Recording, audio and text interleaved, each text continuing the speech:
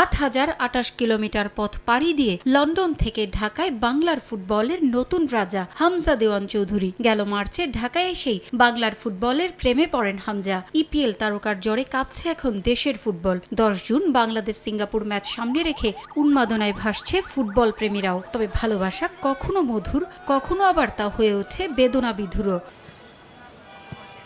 জাতীয় স্টেডিয়ামে হামজার প্রথম অনুশীলন। স্বপ্নের ফুটবলারকে এক নজর দেখতে দেশের বিভিন্ন প্রান্ত থেকে ছুটে আসেন সমর্থকরা। তবে দেশের ফুটবলের হ্যামিলনের বাঁশিওয়ালা হামজার জন্য কতটা নিরাপদ জাতীয় স্টেডিয়াম? ফেডারেশনের নিরাপত্তার ফাঁকফোকর খুঁজে হঠাৎ করেই মাঠে ঢুকে পড়েন দুজন দর্শক। জাতীয় স্টেডিয়ামের মশাল গেটের দেয়াল টপকে মাঠে এসেই জড়িয়ে ধরেন হামজাকে।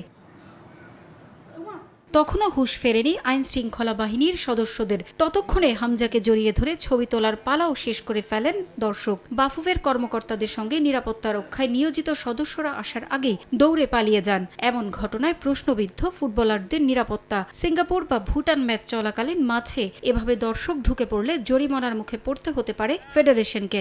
এফসি কোয়ালিফাইং খেলা, এখানে আপনার যে কোনো সিকিউরিটির ব্যাপারে কিন্তু দোষটা কিন্তু হোম যারা করে অ্যারেঞ্জ করে তাদের উপরে আসে।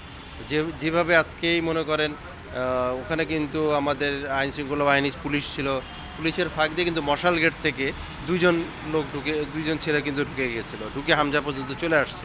সেই জিনিসগুলো আসলে সিকিউরিটির ডেভেলপ করার জন্য আজকে ওই যারা মাঠে কাজ করতেছিল তাদেরকে বলা হয়েছে যে অন্তত এই জিনিসগুলোকে যেন ইমপ্রুভ করা হয়।